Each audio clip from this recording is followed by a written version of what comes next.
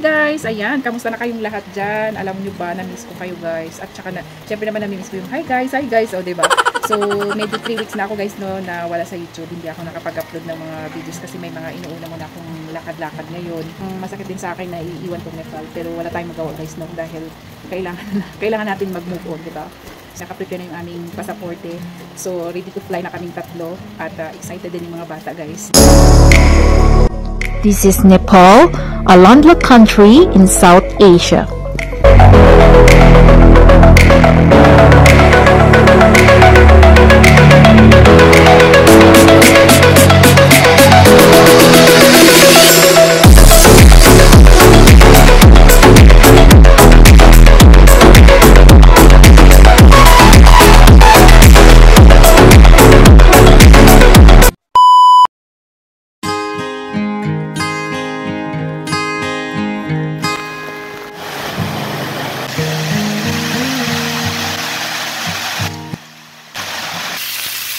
Hi guys, good morning.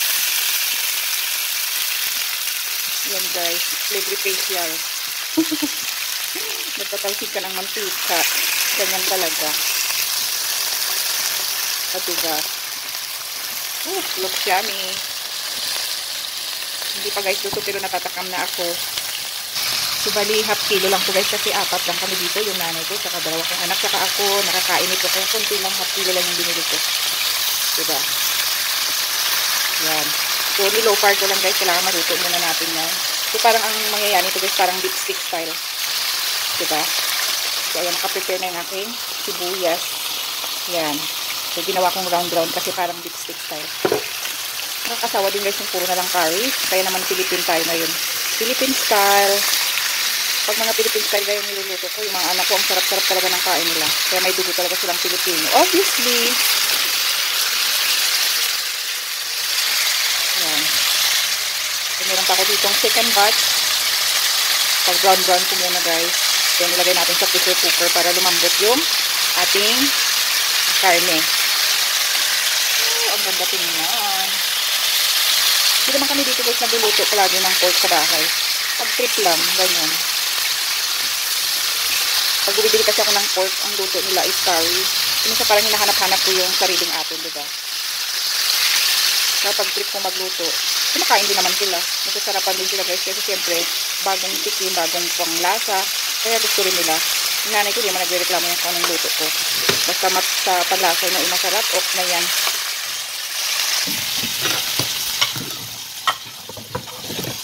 Ito naman guys yung niluto kong lentils na may, ano siya, may kalabasa.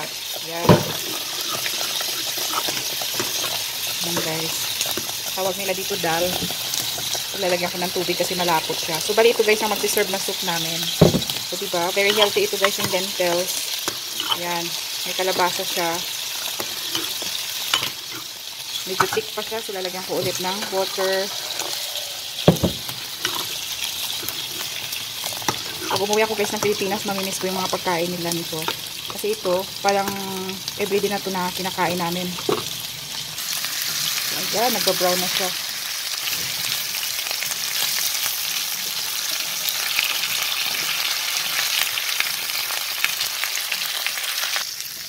So, ayan guys, tama na ito na kasi brown na siya.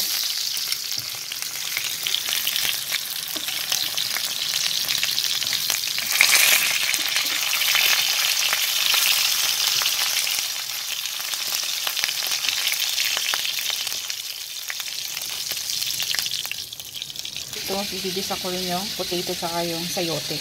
So, bali yung vegetable namin ngayon. So, bali ito yung sauce niya. So, ilalagay ko mamaya guys. At lulutuin natin siya sa pressure cooker para lumambot yung karne. Yan, natatakam na ako sa aking niluluto. So, yan, okay na ito. Huwag nang sobrang brown. Kasi parang sunog sa tingnan pag sobrang brown. Try na natin yung apoy. So, yan guys, no, yung pagluto ng dal. Pag nakikita naman nyo yun sa aking mga previous video, yan nilalagyan ng sliced onions na maliliit, and then dried chili, and then yung herbs na parang ang tawag nila dito sa Nepal ay jumbo. And then after that, pero yan yung hindi yan mantika, gyro yan guys. And then syempre ihalo mo na natin. Then, haluin. Yan. So, since may asin na yan guys, templado na yan. So, yung dal na ito yung nagsiserve naming soup every meal. O, diba, hindi sila nagsasawa sa dal guys. Pero actually, very healthy yung pagkain na to. Kasi, rich in protein yung lentils. Ayan. So, looks yummy. Ito guys yung pressure cooker na paglulutuan ko. Ewan ko ba guys, bakit nagki-crave talaga ako ngayon ng pork. Kaya pagbigyan nyo na. Ko, tatakam na ako guys. Grabe.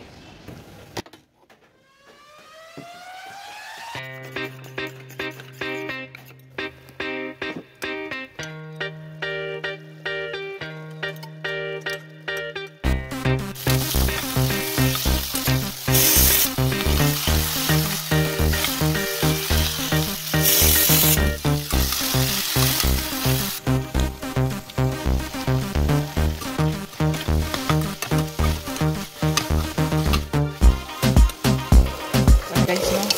Ayan. So, medyo nagmamantika na siya, guys. Kaya ilagay ko na itong onion. Naglagay ako ulit ng onion. Yan. Masarap siya, guys, pag maraming onion. Yan. So, diba perfect? Malambot na, guys, ang karne. Yung pork natin. Yan. And then, patayin ko na ito, guys, after 1 minute. Yan. Kasi nagtutubig na siya. Nag-oil na siya, guys. Kaya luto na siya. It's done. Kain na tayo. Grabe. Sarap ng gravy. A few moments later. Grabe guys, so tingnan nyo. Tuloy pa rin yung ulan. So ngayon talagang rainy season dito guys. Talagang sobra. Parang binubuhas lang guys ang ulan.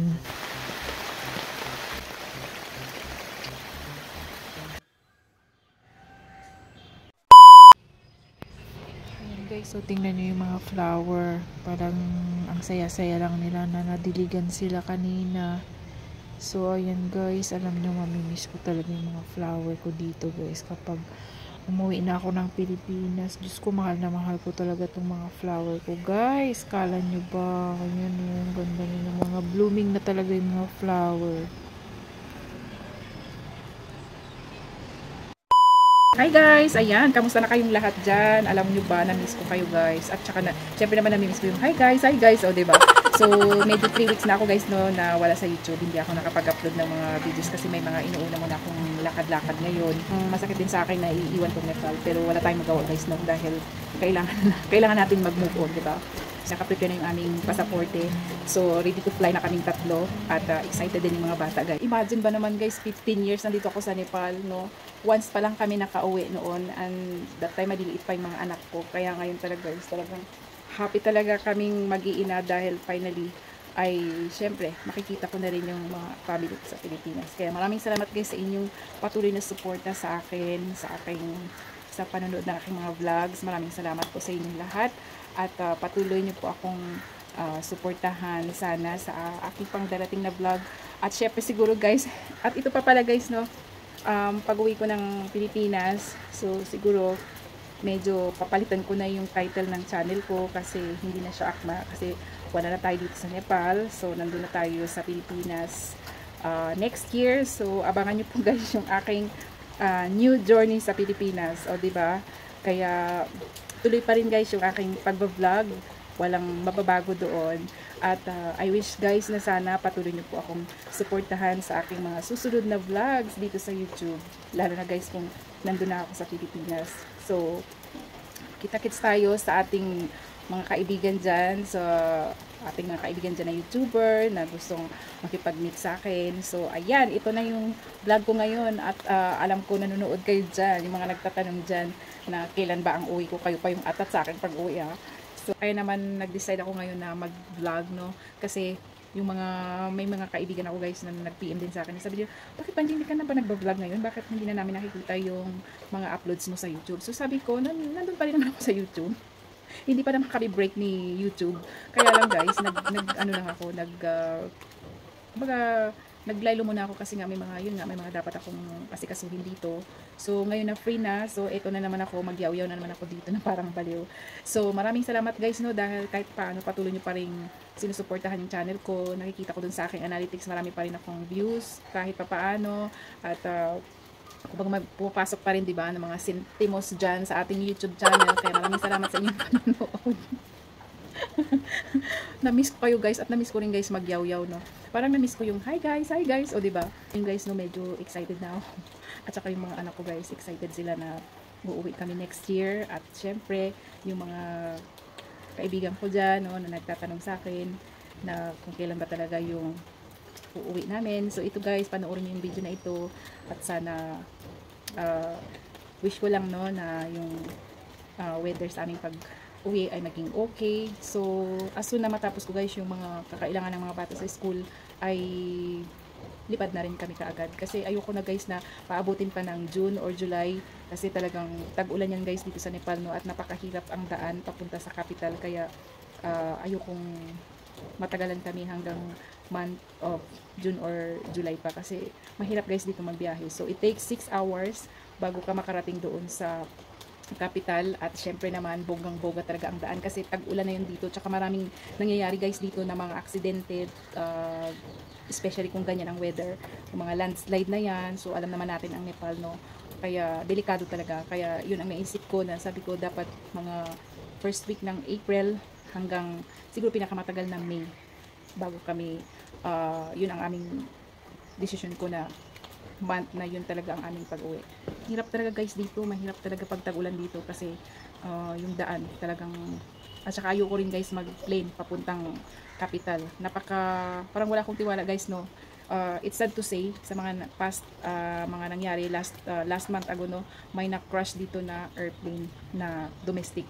So hindi naman yun mga yung nasa loob, no, hindi naman passenger. So lahat yun guys ay members daw ng aircraft. Kaya wala talaga akong tiwala guys pagdating sa domestic flight dito. Ang hirap talaga magtiwala. Kaya sabi ko, mas mabuti nang magpunta kami ng capital guys na by car na lang, kaysa mag-eroplano kami, 'di ba?